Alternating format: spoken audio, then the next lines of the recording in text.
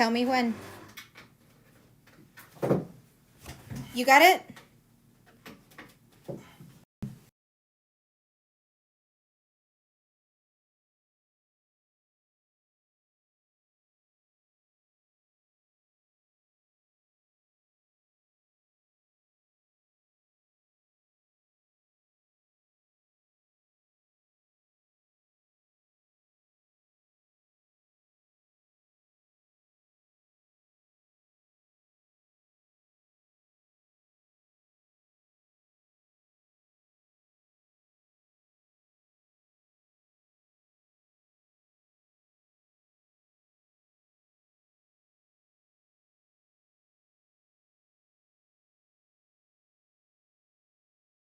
Yeah.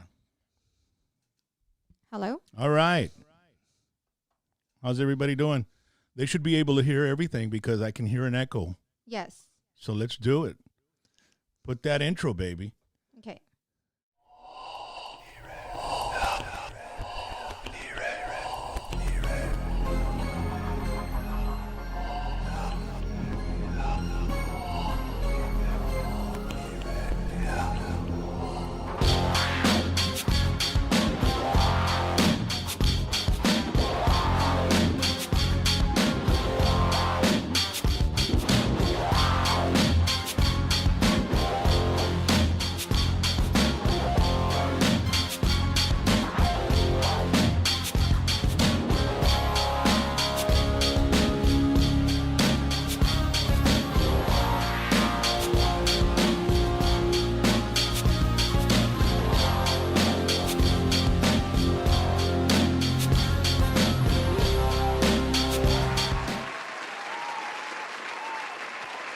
Wow.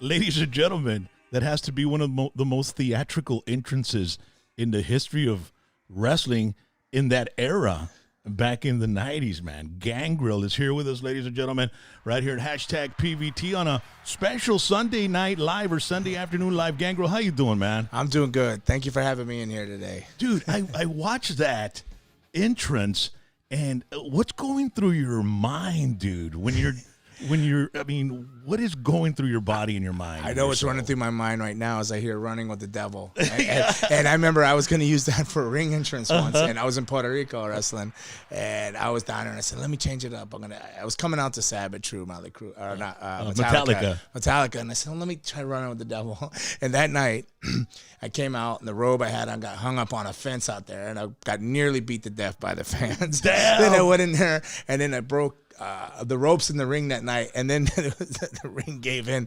So I never used that since. So every time I hear Running with the Devil, and then I seen it with the entrance and brung a flashback. Yeah. Not that I don't love Van Halen, but this album in 1978, dude. David Lee tremendous. Roth, man. Eddie Van Halen. Yeah, I saw him in out in L.A.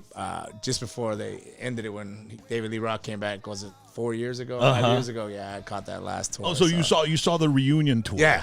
Why don't you bring the mic in a little closer to you? A little closer to me there. Yeah, how's there that? you go. Good. Yeah. So, did you ever see them during the David Lee Roth thing back in the early '80s? I catch everybody on the tail end of stuff. I was So too do busy we. wrestling all the time. So Motley Crue I had to catch in Vegas. And then Dude, and Motley Crue, dude, Vince Neil, how the hell is he surviving up on that stage, dude? Trying to think. The first concert I ever seen though was Quiet Riot and Iron Maiden, and I was like 13 at the time or something like that. So how old are you right now? 52. 52, so 13. You were probably about 1985, 84? Yeah, it was. That was a great era for that music, dude. Iron Maiden was on top of the freaking world, dude. Eddie and all that. Yeah, That was cool. You had Peace of Mind, Number of the Beast, and then I mean that was a great era. The new wave of British heavy metal. You had Def Leppard. You had Judas Priest. You had Iron Maiden, dude. I wrestle in the UK a lot, so I remember when I first I would spend 3 months, and I had a lot of downtime, and I tried to like go to every pub Def Leppard played in when they're breaking in.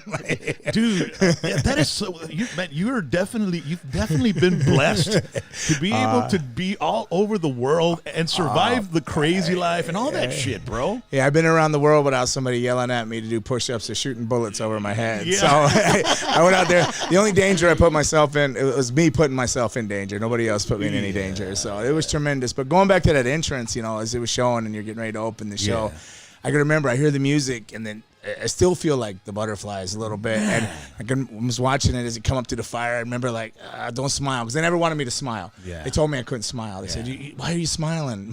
I'd come up to the fire and I'd try to hold a straight face, straight face. I'd get up to the top and I'd be like, and then I'd start, it's like, oh no, serious face as I turned and walked through the fire to get to the ramp. Look, menacing. And I'd get halfway down the ramp and I'd just go, start smiling again. And they stayed on me for like 2 months. And then they finally said, damn it, dude, you're just the happy vampire. Dude, and like the detail. I mean, they would look at every little thing you did back then, right? Oh yeah. They especially if you stopped and looked for approval. They'd be like, everything could be perfect as it could be, but if you stopped walking back through there and you gave them a look, that was terrible, they'd find something to pull apart. Hey, did Triple H rip off your spitting of the blood like with his water, dude? I mean, I've never saw Triple H do that before you did, man. It's like as soon as you were gone, he started doing it, right? Yeah, well, I mean, you could say I ripped off Quang, who ripped off the Great Muta, who ripped off Kabuki. Well, who that's true. That's true. I mean, we could get technical, but yeah, he'd come out and do that and spray. Who's the wrestler that you probably emulated the most, or you took more took something out of that was very, I don't know, that was your favorite thing to do? Wow. Like one of my favorites was Barry Windham. I don't know if you remember Barry. Oh yeah, Barry from Sweetwater, Texas. Man. Yeah, so I didn't picture myself being a vampire back then. When I got into wrestling, I was 230 pounds, and they said, "Hey, you're lucky. You're junior heavyweight the rest of your career. If you get any kind of break or anything." But then again, these guys were all monsters when I started in '87. They're like 6'4", like three traps, with like Volkswagens on their shoulders. Dude. And so I did a lot of emulating Barry Windham and his selling, and Kurt Hennig and their selling and stuff like that. So like a lot of selling, which kind of worked with the vampire thing, and then kind of buried the vampire thing, because he's supposed to be this menacing, tough vampire. And then I sold so much they would get upset with me. Well, they took all my offense away because I had very much of a Japan style. Yeah, I like tiger suplex and German suplexes, holding the bridges and different things like that. So there was a totally different, type of wrestling there then, huh? Yeah, so Gangrel started out with that in the beginning. You've seen a lot of the stuff when I was doing a kick, but they slowly pulled, you can't do this, you can't do that, you can't do that. So you got a watered down version of what it was. So it just became kind of I think it's boring wrestling-wise. Character-wise is cool. The entrance is cool and everything. But then when I get in the ring, I can see where the downfall is, because character-wise, it was just a tongue and some big eyes. Got fangs. Where did I go there from that? Did I fail not figuring out something from that point on to move forward after they took my offense away? But you had people like Undertaker that was 6 whatever in the ceiling, and stuff. 6'9", doing a dark character, this and this and that. And you're a vampire, but yet they didn't want me. I'm not. I did fly off the ropes before that. Prior, I would jump off and do dives and stuff like that. But there was all the smaller guys doing dives, so it was at an in-between size that kind of limited me. And then when they took away the style of offense I had, I mean, I just kind of blended in and just relied on my entrance and the cool music. And but I guess it wasn't enough to last there forever, but it's been iconic enough that I'm still working 20 years later. Well, the Attitude Era is like every single match had a storyline. It was great. I mean, even on Shotgun. Yeah, and a Shotgun Saturday night, I got to go to one of those shows in San Antonio, and the club was hopping, dude. It was great, dude. And I remember I walked backstage into the area where the wrestlers were, because I had met Jake the Snake. And he was down here for a radio promotion for that. It was a Royal Rumble, I think. And I walked in there, and I passed Vince McMahon. He was like at a podium in there. There's a curtain. I walk in, and I walk out, and I see Rocky Maivia, like a big dude. He wasn't all lean and shit, and he was just stretching and just kind of like getting ready. Yeah, he's real thick back then. Yeah, he was real thick back then. And then Jake the Snake sees me and he goes, "What the fuck are you doing here? Get out of here! Vince is gonna have my ass." I go, "Dude, I'm just here. Just get the hell." So he kicked me out of there. And then I went out, and I was behind this little rope, right? And did he yell, or did he just use that menacing voice? Yeah, no, he used that medicine. Get the hell out of here, man. Kid, what are you doing here? Yeah. Who you with? You long hair? Get the hell out of here. Yeah. Well, he remembered me from the radio thing because I was their driver guy, with the radio station. So then check this out. I was there, and my friend shows up, right? Hey, Carlito. His name was Carlito too. Miranda, no relation to Carlito the wrestler. And he comes in, and hey, he's with me, man. So they let him behind the run. I'm over here. Chief J Strongbow's there with a big old WWE ring and shit. Yeah. And so I'm his rolled up paper and his pencil behind his ear. Dude. And I had this leather jacket, right? The one you saw me with today, and I had a mohawk. And so people were coming up, and I was signing autographs like I was part of you guys, Wow.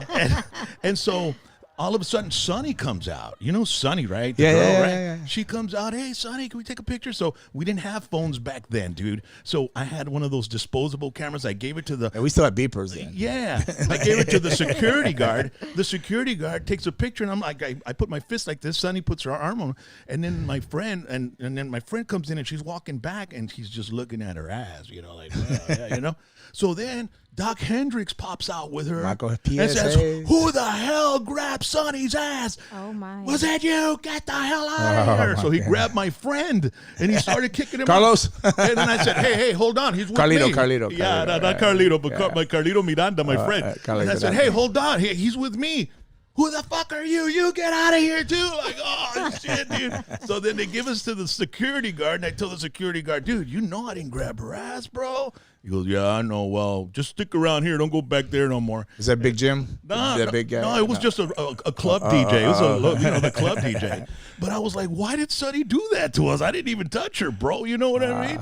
She was like, but it was, it was something memorable I can talk to you about now. You know what I mean? I used to think I was the Prince of Shotgun that became the king of Sunday Night Heat. Yeah. Then I was the Joker overall. Yeah. Really. Yeah. But So- no, Sonny, there's always a little bit of controversy there. Yeah, Something still going to on. this Yeah. day, bro. She was like the number one most downloaded girl on the internet Well, at she one got time. into adult movies. Well, and all yeah, that that's stuff, all the backside of everything. Yeah. But in her prime, and before all this crazy technology, she was super hot on the internet. She yeah. was, dude, and the divas back then, the girls were a big part of the show, man. The eye candy, you had Sable. I know. I was with Luna for 18 years, man. Yeah. So I had to hear about it.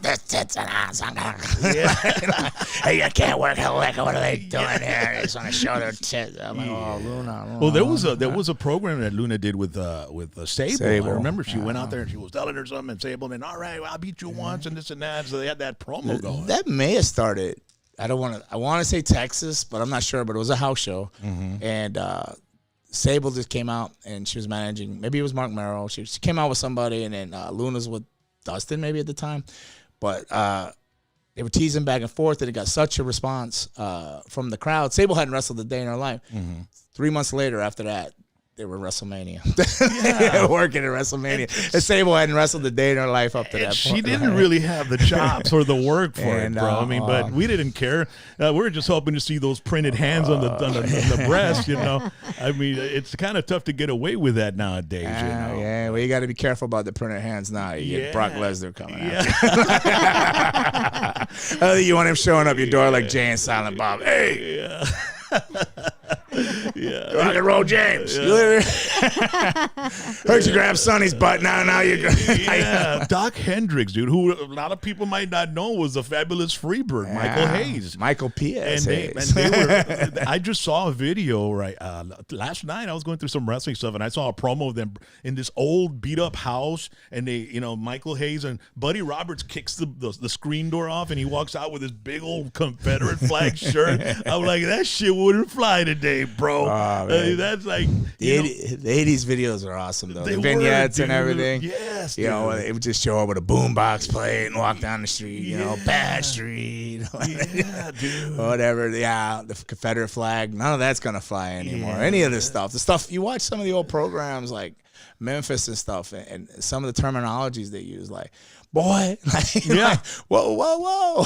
Yeah, and I watched some of that stuff. So in the school, I got to run promos, and I have like a Bulgarian guy. Rusev actually sent him over to train with me. Rusev, he's a graduate from your school, right? Yeah. And the school I had out in Knox Pro out in California, me and Rikishi school together.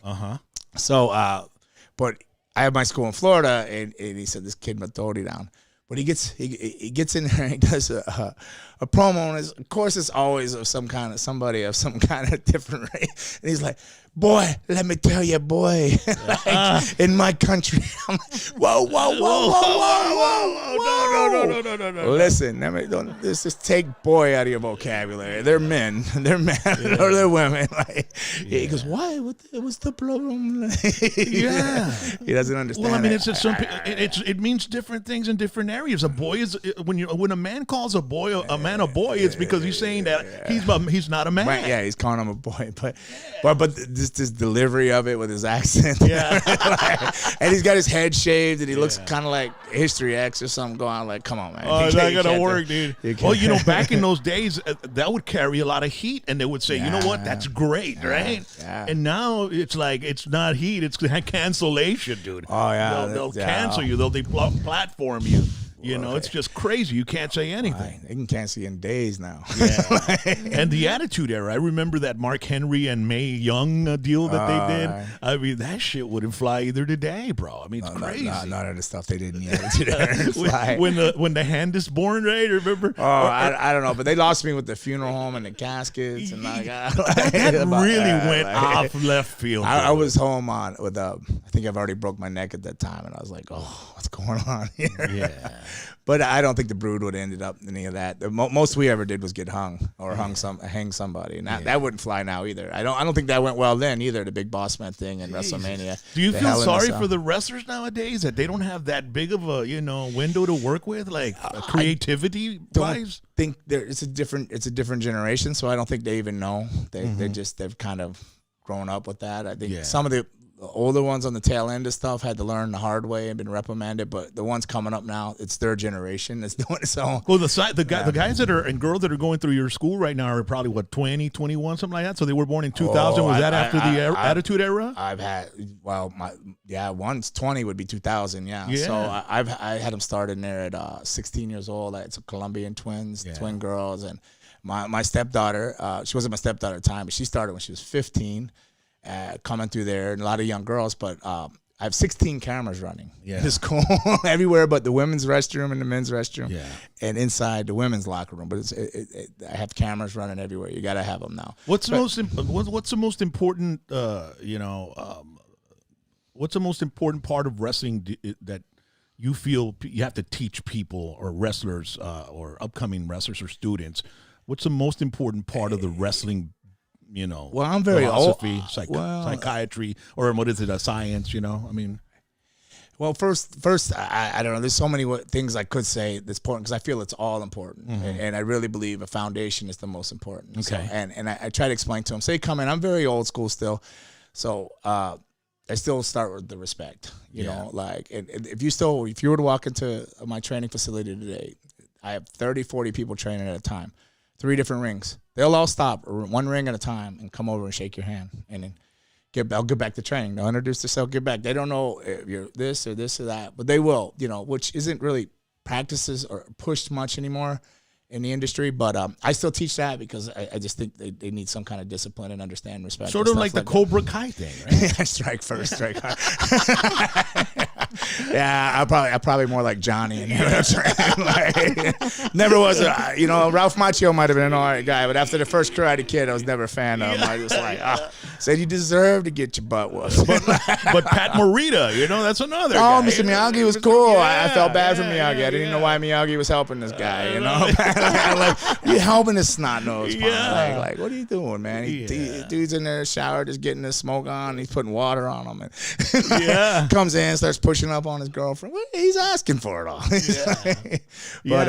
that's great. That's respect. That's our respect. And then when I first talked to him, I said, I'll ask their ages because I'll have ages anywhere from. I quit. Not that I'm discriminating against the young ladies, but I try not to take them under 18, 19. I have with their parents' permissions and both parents and stuff because I feel like they're still developing. Physically? Inside. Yeah, they got more things going on inside them than we do that could wreck their future. Like if they want to have kids or something like that. So I'm not so sure about how that anatomy works, But maybe I'm wrong. Maybe it doesn't. But they bother have them at in all. gymnastics and stuff like Well, that. they're not crashing to the ground 80 mile an hour. Complete Well, stop. if they're Unless they jumping on miss those the, things, unless they they might- miss the thing. Yeah. But they're not going to intentionally throw Okay. themselves down, right? They're going to learn to land and bolt. But a lot of it, so you get in there, and so then I when they come into the school, I give them the speech. I said, whether you're coming to do this for a hobby, or a career, WWE or Japan or whatnot, I'm training you the same way. I don't care if you take these skills and go throw them out. But if you're going to come in here, I'm going to train you like you're going somewhere, and I'm going to treat you different. Don't come in, don't join, don't waste your money if you're not going to put that effort for, because it's not fair to the other people to try to hold them back if you're not going to take it serious. Now, you could do it as a hobby. You can go play around in the backyard if you want after you leave here. I don't care, but you're going to train as though you're going to WWE or All Japan or New Japan or whatever. Mm-hmm. So I start there, and then I guess safety is the next step. Mm-hmm. So getting them to understand the dangers of a ring. Some rings are cable, how quick a rope will fracture your orbital, break your nose, knock your teeth out, this and this. So ring awareness, I teach a lot of that. And then rolls. We didn't do a lot of rolls when I started, but I get now why they roll. It's just because it's a reactional thing. So even when I got hit on my motorcycle, I did what I learned in wrestling. Yeah. I walked away with a scab on my elbow. Yeah. That's it. So teach them a lot of that safety and then how to land. So bumps, like we call it bumps. If you get knocked down, you're falling to your back or whatever. I told them the only difference between me and you is I'm here 33 years later giving you a hard time about it, but you won't be if you don't bump right. So bumps are longevity. So from there, then I give them a wrestling foundation, and I get that into them. So we have 3 rings. Before we only had 2, so I'll go off the 2-ring basis. So we'd have 2 rings, a 16-foot ring and an 18-foot ring, and then a 16 by 16-foot area, rolling area. So you start on the rolling area, start with all your rolls and all your basic stuff. Then I bring you to the 16-foot ring. And then the 16-foot ring, I'll teach you the falls, bumps and stuff like that. Then I'll teach you the headlock, the wing lock, the top wrist lock, the Mexican hand and knee, the front face lock takeover, the double wrist lock, all these moves, single legs, double legs, all these. And then I'll put all them to you. None of the big moves, not suplexes or anything, maybe a hip toss or something, like basic stuff in there.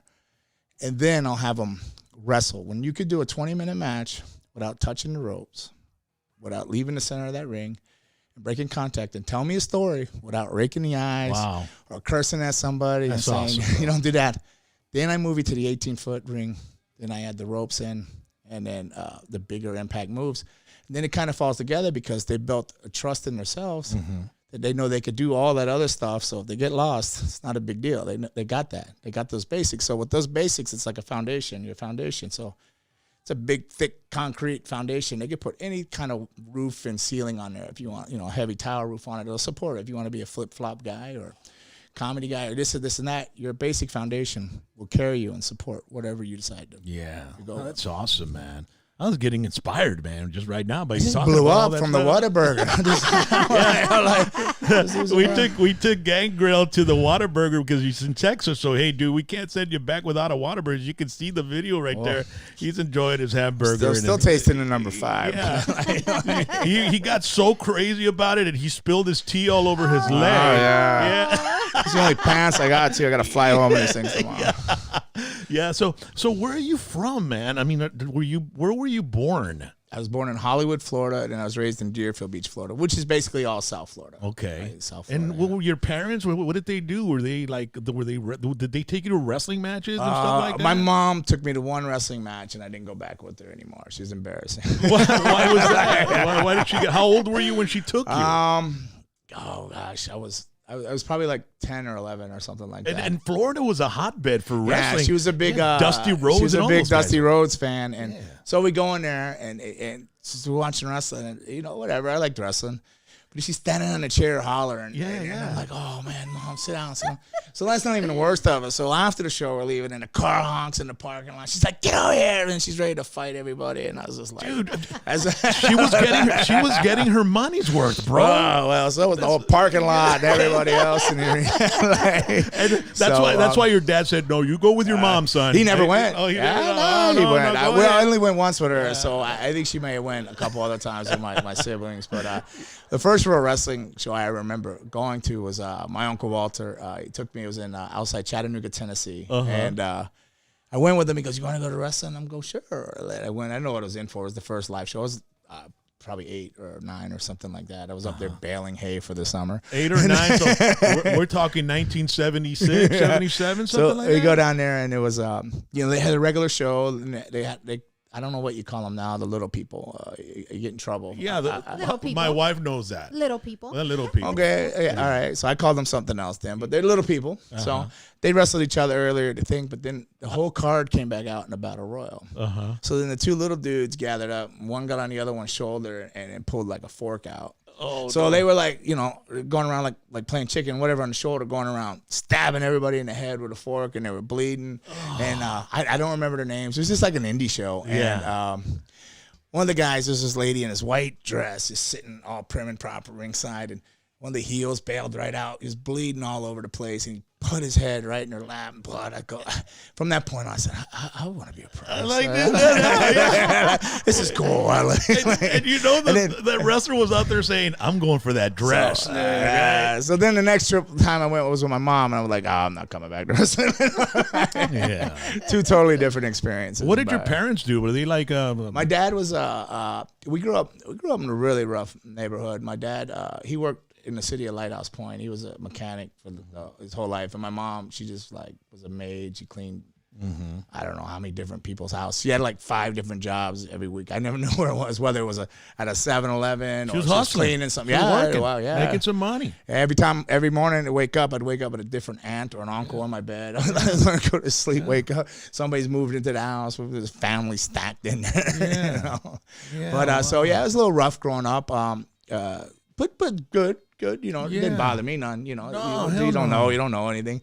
I hear people whine and complain. I go, really? Yeah, that's good life. Oh yeah, man. But it was good to me. I mean, I survived it, and it was all good. So a lot of things people don't know about me is so up to the age of 13, I used to give sermons like every other Sunday in church and stuff. I wanted to be a preacher.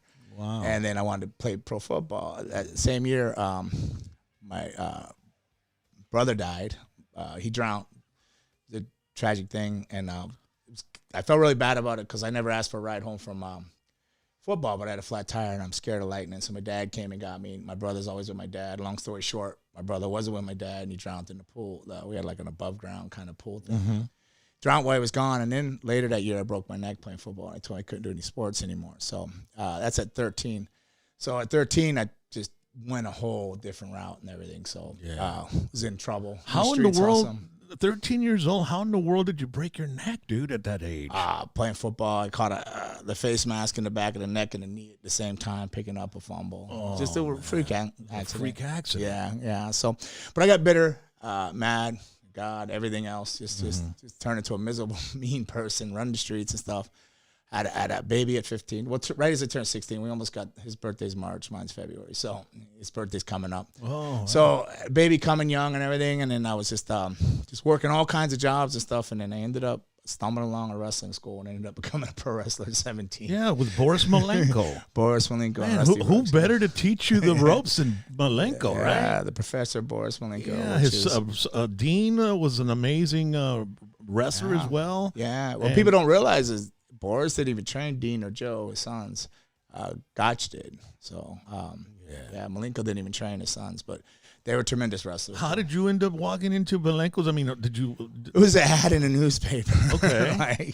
So I was looking for another job, a better job, constantly trying to upgrade jobs, looking for a job. And then it was an ad in the paper, and it said something to the sense of like, beat people up, make money on the weekends, become a pro wrestler.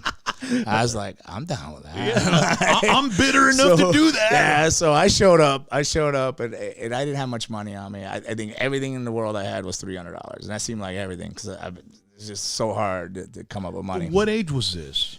I was 17. 17, okay. But I already had to get my mom, because I already moved out. At 13, I moved in with an uncle after, this is a really long story with House Fire. But if you run across that comic book I have, that graphic novel, it explains a lot of that in there. Oh, cool. It's a long story about me mad at God fire. I could go on all day. It would be here hours and hours and hours. Oh, Some people go, is he crazy or not? but I'm not. No. So, you had a very colorful upbringing. Yeah. So, boom, where we at? Oh, so I go to the school, and Boris Malenko, Professor Malenko, gives me the Torah. And I remember it was in a racquetball court. So I'm looking down, and the ring is down in the court, so we're walking above it where people play racquetball. And I'm sizing everybody up. I see one guy that went on later to be my tag partner. We went to Japan. He's got a black eye. I go, I'll take that guy. I was sizing him. I'm like, all right, where do I sign up? He goes, what do you got in your pocket, kid? I go, I don't have anything. He goes, well, you got to have something to sign up. And then, they kept giving me these crazy number figures. I go, I got $300. Yeah. He goes, that'll work. Sign on the line here, son. Sign on. So I sign, and so I'm going, and it was a payment kind of thing. So I hadn't made any payments yet, and it's like going into the third week, and Rusty Brooks is one of the trainers, and he comes to me and he goes, David, do you think this is I'm like, what? He goes, do you think it's? They didn't say like entertainment or anything like that back then. It was still kind of protected. I go. Then I went, everything all of a sudden is like light bulb went off. All this stuff. I couldn't figure out why I'm going to keep giving him my arm. Why am I doing this? Yeah. Because I would be like, well, that doesn't make sense to me, because I would question, well, why would I give him my arm? Yeah. And then he goes, and then my next words were like, after I realized that, it goes, I'm done. Can I get my $300 back? Mm-hmm. He's like, no, you can't get the $300 back. Hell no. I go, well, I'm not going to stay and do this. He goes, why not? I go, because you're going to tell me who wins and loses, and I need to make some money. I need to fight somebody on a weekend. I need money. Yeah. I came in here to make money. He goes, well, that's the wrong attitude, and whatever. He gave me a long speech, but I said, well, here's the bottom line. I don't have any more money to pay. He goes, but you're really good at it. He says, you're not even trying, and you're doing better than all these other guys. Yeah. You're not even trying. You don't even. And I go, I just don't have any money to give to do this. I got bills to pay. I already had, my mom had co-signed on, or she had to put her name on an apartment I was living in and everything. So I was already covering rent and car insurances. I had a baby. I'm like, I can't do this. And he goes, listen, just stick with it. You're really good. Just you got something. Just I'm gonna write you off in the books like you're a trainer. So just don't leave here when you get done training. Just keep training everybody. It's awesome.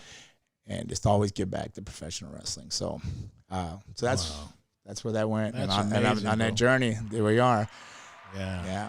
That's great, dude. That's a great story. And it's just like the destiny of some people, and to be able to walk in there and learn. And Boris Malenko, was he doing any type of promotionals back then where he would like promote some shows and then have you guys wrestle and stuff? He would. First, him and this fella Rusty, they were together in that company they were working for called Global folded. So Rusty moved his ring to a backyard, and then Boris went back to Tampa, which was a 5-hour drive. So Monday through Thursday, I would train with Rusty in his backyard, and then every weekend I would drive up to Malenko's and try to do a show on a Friday night, train with him on a Saturday, and then train with the Japanese guys on Sunday for the shoot wrestling. Mm-hmm. And then drive back home Monday, go back to Rusty's at night. But they would run shows. They would run. You were staying shows. Busy. Yeah, I was learning, trying to learn. I freak out because a lot of people don't understand that.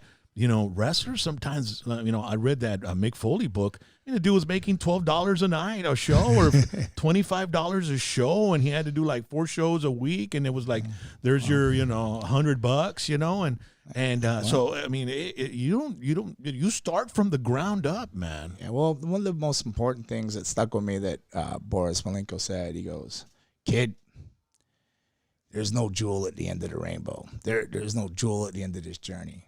The journey is the jewel. When you realize that. Wow, man. He goes, then you're going to have it figured out, Dude, so. I got to make a tattoo with that shit on me, bro. I was thinking of what to tattoo on my stomach. I'm going to tattoo that on my stomach. The journey is the jewel, kid. That's the jewel, dude. Yeah. So he ran shows. So I would do his shows, and then I would do Rusty shows. And then at one point, I wouldn't even train 3 months in, and Rusty, he said, hey, somebody canceled out. We need somebody to come up to the WWF. I go, you'll be fine. So I went up with Rusty. So I was trained for 3 months, and then I started doing like WWF stuff like that. And they sent you to Connecticut. Well, no, whenever they came down south of Virginia. Oh, so I'd work all the TVs of some of the house shows. But then they kept using me. I didn't think they would. They used me. Then I ended up doing NWA, Georgia Championship Wrestling. Yeah. Florida Championship Wrestling. Oh, those were fun. Plus I was wrestling all the other little ones. So Mid-South? Yeah, soon. No, I didn't do that Memphis and stuff till later. Till like 93. But this was all like in 88, late 87, 88, 89. And then I ended up going to Calgary. Yeah. So Stampede and having my first real kind of run. But I was making a good living. I wasn't working that much anymore, construction or anything else, because I was killing it doing TVs with WWF at the time, Georgia Championship. Florida Championship didn't pay much. Florida Championship was terrible pay. It was like $100 or $50 to do TVs. But back then, you're getting $350 a match with like WWF and NWA, the Georgia Championship. So you're making, if you saved your money, right? You're doing all right. Yeah. And was that the time when you were wearing the mask and stuff? Or no, that wasn't yet. That didn't come till 89, I think, late 88, 89, when I went to Stampede Wrestling for the Heart. So and you were already like 5 years in then, right? By then, or no, 87 I broke in. Oh, you broke in at 87. Yeah. So then when I went to Stampede. They said that I had to be retrained, so I ended up training in the dungeon. It was too hard. Well, no, Stu never came to the dungeon. He just got me at dinner. Was it as painful as it showed in that video? What was it? Wrestling with Shadows, I think it was. That they show, just a bunch of screaming at the bottom of that dungeon. That was my class Saturday before I got on a plane yesterday. I told them, I said, what I just pulled on you guys is a Stu Hart. Like I said, come here, give me this. Let me show you this move. Now get out of it. They go, I can't. I go, can't. And they're cinching deeper, Yeah. And I go, hey, I said, you don't give anybody your arm. Give me a leg, This is how you defend this and this and that. I mean, at least I taught him at the end. Stu would stretch you, but he didn't stretch me. Stu, he didn't come down to the basement. I don't know if he was just a little bit too old to get down in the basement then or whatnot, but at dinner, I came over for a Sunday dinner, and he said, so you're that big American kid that you're working with down in the thing? And I go, yes, sir, yes, sir. And he's standing on the stairs. He goes, what's Bruce working with today? I go, oh, we're working on punches. And he went off. He said, Bruce punches like a he used to be. Yeah. And I'm like, okay.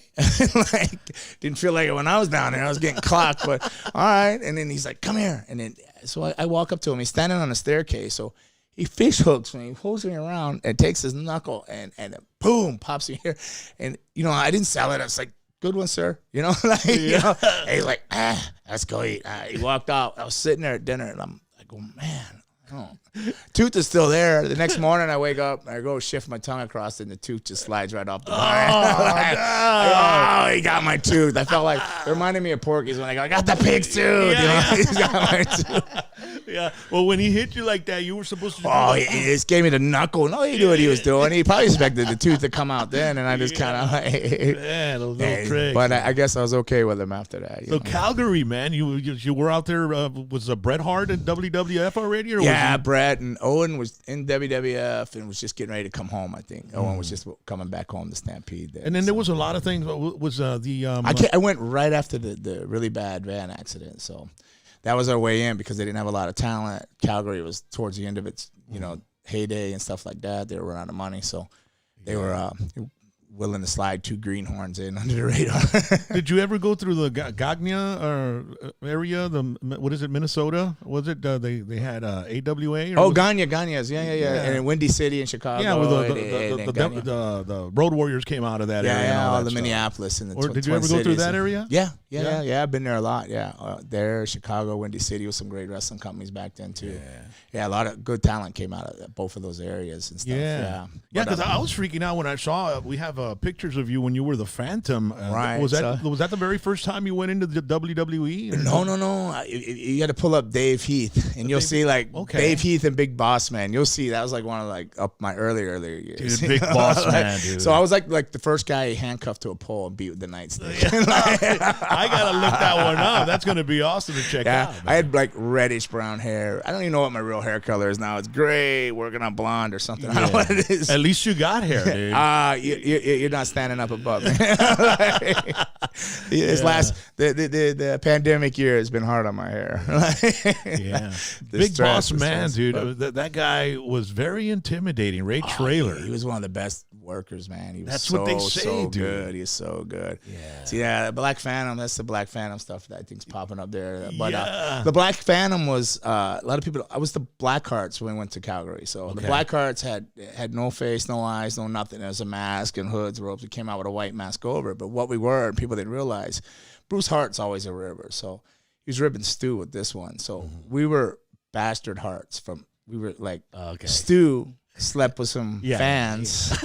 And we were the product of that. Yeah. But we couldn't show our face. You were the 'cause bastard we were children. the bastard children coming back to claim our spot in the Hart Dynasty, which is we're the Black Hearts. Yeah. We were just watching Coming to America 2 last night. Oh, is it good? And yeah, it's all right. It's really cheesy, dude. But Eddie Murphy kept saying, "This is my bastard son. This is my bastard son." And I was like, "Okay, yeah." But, I suppose we were bastard hearts. yeah. Upstairs, And so then you went into the WWE during the 90s, right? Or 1990. Yeah, well, as a Black Phantom there. I had different eras. That was when I was in shape, that picture. I don't know what You they're were saying, swole, right? dude. Like, You were freaking swole there, bro. Yeah, so how did my journey go? I say the journey is the jewel. So how was this jewel? Because ECW was in there too, So- and I loved ECW growing up. So I started on all the little TVs and doing the enhancement matches. Those were later ones that got pulled up. So I did all them earlier. Then I went to Stampede, 89, 90. And then from 90, I went to All Japan. So I was working as the Black Hearts in All Japan. I had a couple tours. Had a big fight with my partner for a company called Joe Goodhart, which was like original ECW, Joe Goodhart with all the Cactus Jack, Eddie Gilbert matches and stuff. So they were flying us in from Florida. I about beat him to death behind a Denny's parking lot. And then so got barred for Philadelphia, technically. I wasn't allowed back in Philly, state of Pennsylvania. But as a long story short, I had a falling out with him, and he went back with the Black Hearts and did like a tour All Japan, and stuff went wrong. And then he had like a 3-week run in WCW. That wasn't me.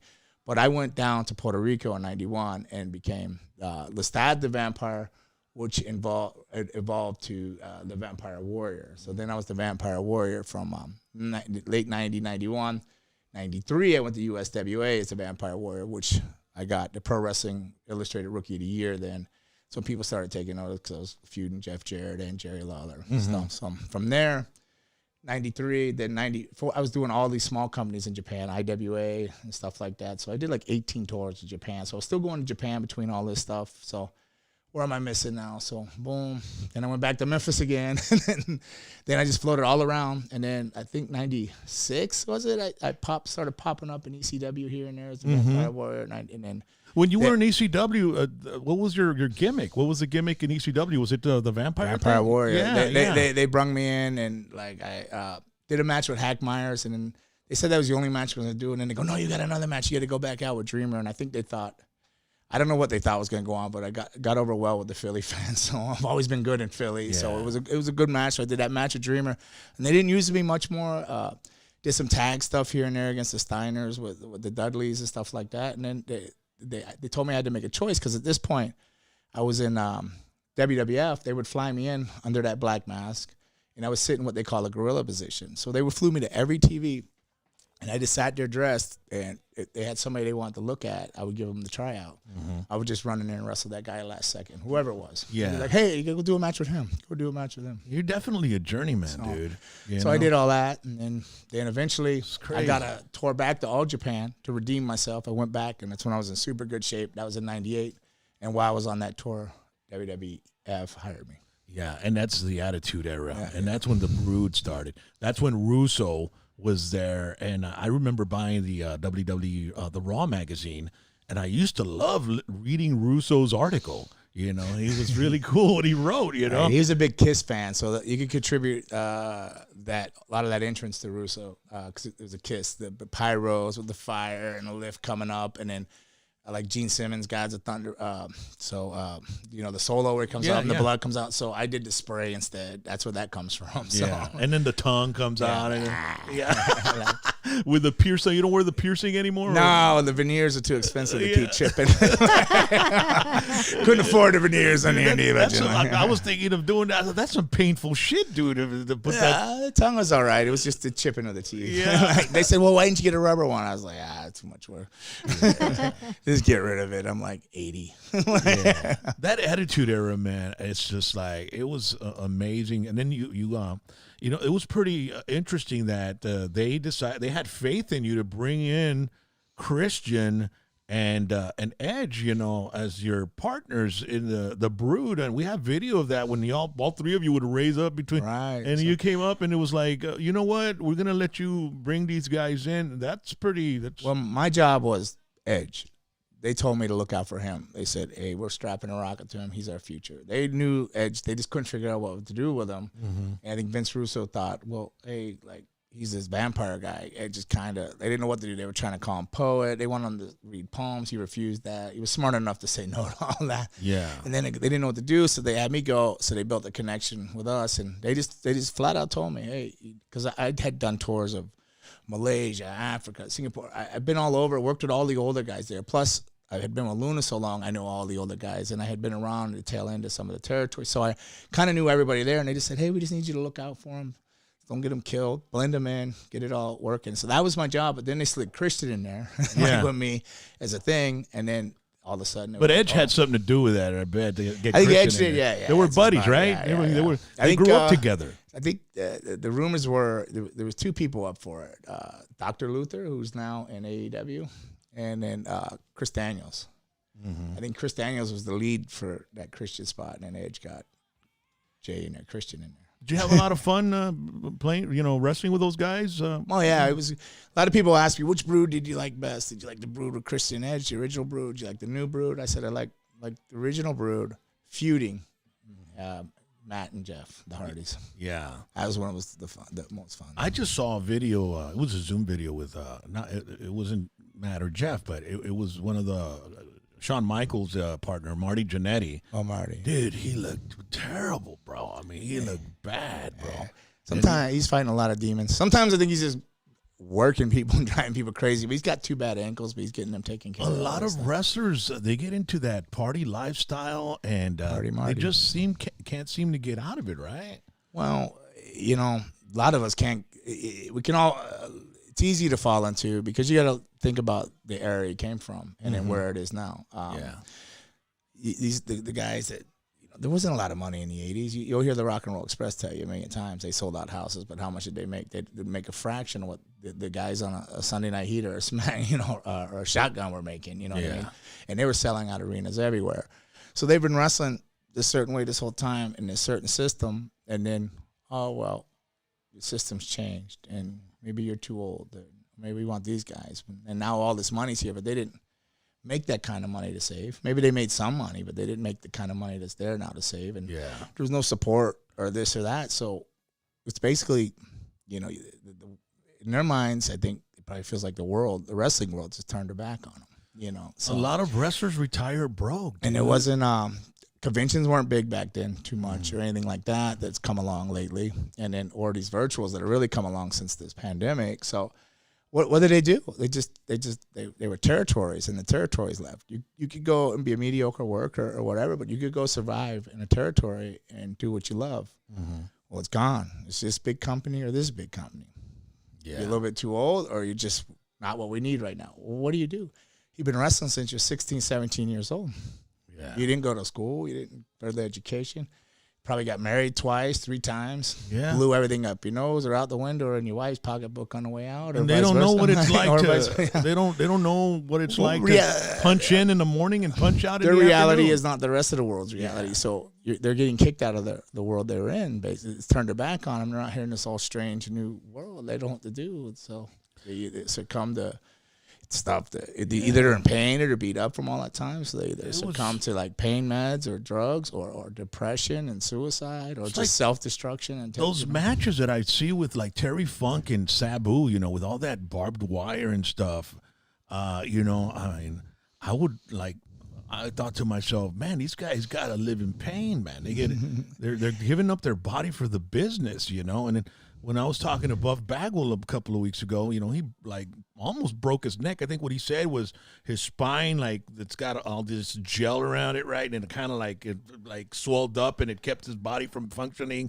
So then, as it swelled back down, he started getting a little more, mobility and stuff. Feel things, And then when he came back, they made him lose right away or something. And I always thought to myself, man, out of appreciation for him almost giving out his body, it would have been cool to have him have the belt at least a month or two just to say that he won it once or stuff like that. But I don't know what the backstory is on that. But it could be a lot of versions of it, but one big company bought out the other big company. There's only so many spots. And then while you were in that other company, maybe you pissed off a few other people that are in that company now that are up higher in that company, and they just get their get evens, you know. Yeah. People are nasty and vindictive, you know. Yeah. I personally like Buff. I've never had any issues with him. Yeah.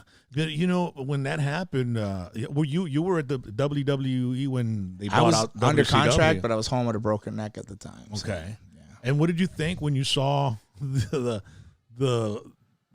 buying out of the rest of the industry? I knew I was out of a job anyways because I broke my neck. So I knew once I got my clearance that I'd get let go. That's usually the protocol for that. Mm-hmm. But then it was just like, oh boy, what are you gonna do? But thankfully, when that happened, though, the indies opened up more. Mm-hmm. They started opening up, and now they grew into their own type of thing. And I truly still believe that territories and regionals will come back because I think with this pandemic, right, what's going on, they found new ways to survive, right? So they're running the Thunderdome and this and this and that. Now they want, and their budget's lower and they're making money. So they're not going to go into all these towns like they used to. They're not going to run all these house shows.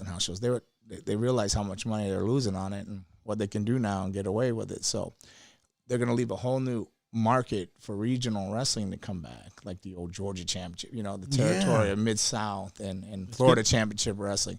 So I truly believe it'll hybrid, but it's going to cycle back around. It'll be hybrid, but I believe that territories can come back. I truly believe that, right? I probably wouldn't keep running the school and training the amount of people that I'm training to not have a job. So. I agree with you, but I also feel that they have to have the proper leadership in order for it to succeed.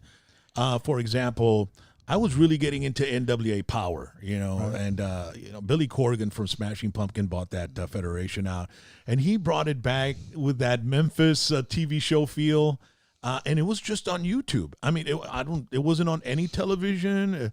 And YouTube, I freaked out because you know how they would, like, if you don't have the service of YouTube, you don't pay $10 a month, you get commercials. Right. So they would have the break right where the YouTube brings in the commercials. So I was looking forward to that show every Tuesday more than I was looking forward to any other show.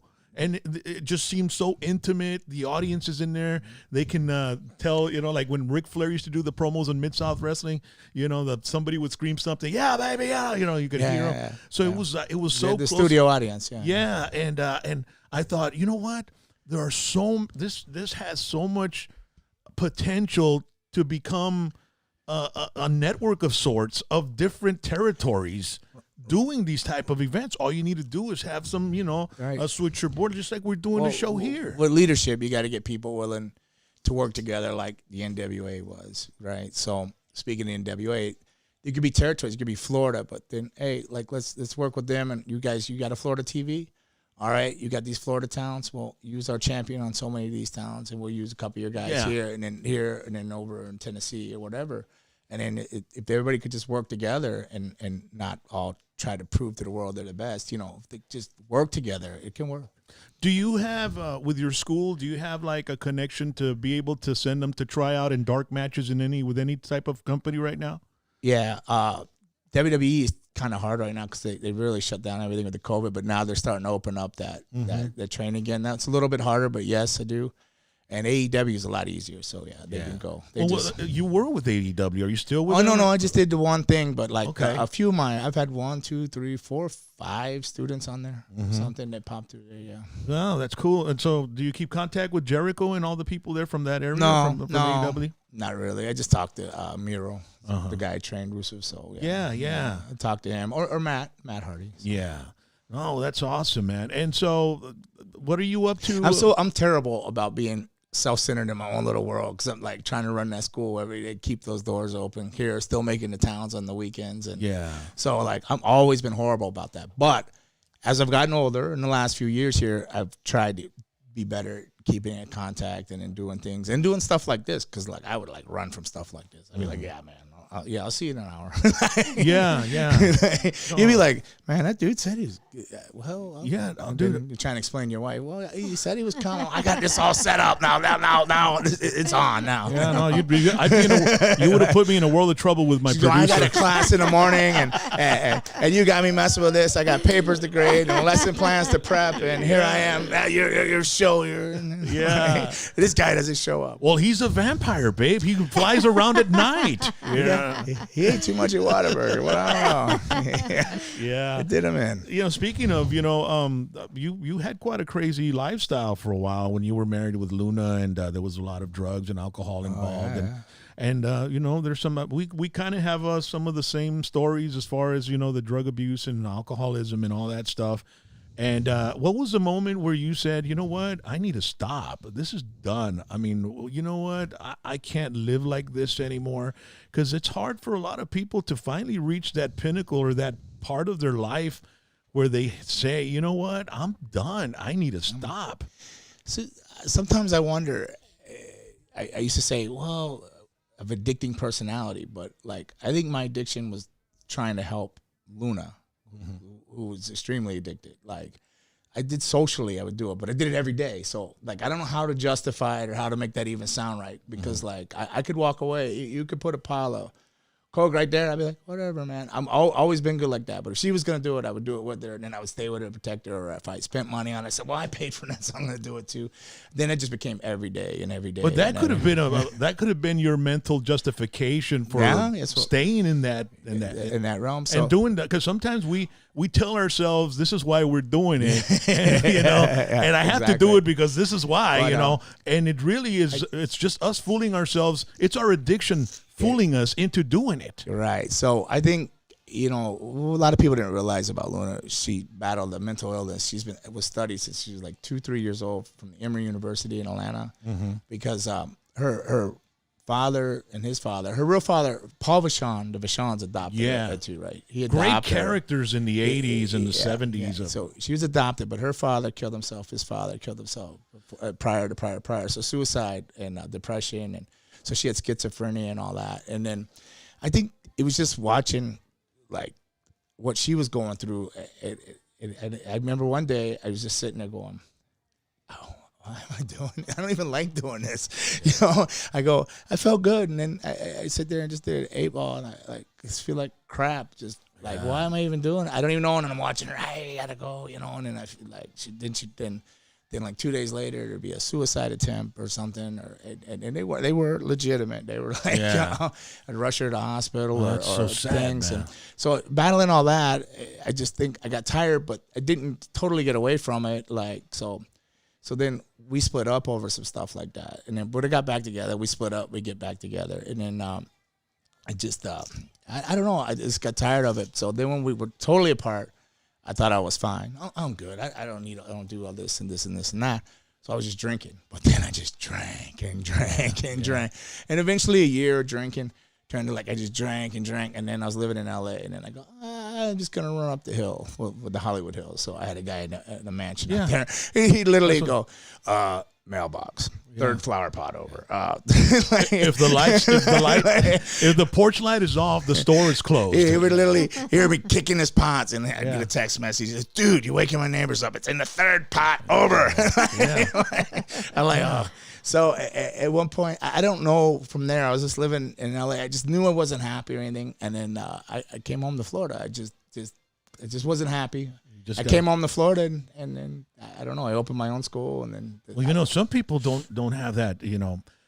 They try to run away from their addiction, but they don't realize they're carrying it with them. Their obsession to the drugs and alcohol. So it's good and fortunate that you came to Florida, and it kind of like mellowed down with it. Changed my circles too. Yeah, like my social playgrounds circles. Yeah. Did you ever do any type of 12-step stuff or any classes? Well, court ordered. Hey, because I didn't want it on my record, so it was and those never helped because it was just AA, but I actually quite enjoyed them actually. Yeah. But they were very entertaining out in Hollywood, like out in LA. So you'd be sitting there with man, I just saw he was on the 80s. Yeah. Whoa. Yeah. And it's interesting because, you go into any of those rooms and everybody's different. And sometimes if you think I'm worse than that guy or he's worse than me, I'm not that bad. You're you're sitting in there with him too, dude. You know what I'm saying? We try to make ourselves feel like, there's been times I'm sitting there going, I never had that much fun. Yeah. What am I missing here? Like, I was just miserable. What guys, what do you mean you're in a convertible or the tops were off and the top was down and you're going, I missed all this. Yeah. No, I got the crying and the rent's due and there's no money. Yeah. I want more. And I used to tell, you know, when I go talk with other addicts and alcoholics, I tell them, hey, don't think about the first drink. Don't think about the first bump. Think about the one that finishes everything. Because once you're done, that's when you start feeling like shit. The first one's always great, but the last one, when you're done, that's when you start. So think about that before you try the first one, you know, and maybe you won't be going into how the you whole, feel. How you feel at the end game. It's all right here, bro.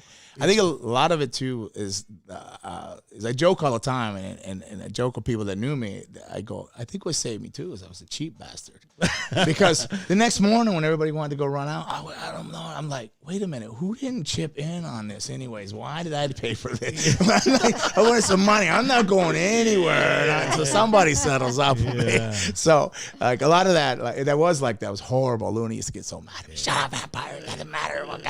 It does matter. We got rent due, there's an electric bill due, and we got a flight to catch tomorrow. So we got commitments. We got to show up. Yeah, I mean, we get to the point where we won't even show up to court, and then we get into trouble. You know, because you know our addiction overwhelms everything. You know, it's like it takes precedent over everything we have to do. But I truly believe I got a higher power over watching me. And you sure do, man. I could tell you stories and testimonies day in and day out. I'll tie all that back to that. So I definitely have a higher power. I call it God. You can call it whatever you want. I call it God. I choose to call it God. I think that your profession right now with the school and everything keeps you kind of stable because you're giving back.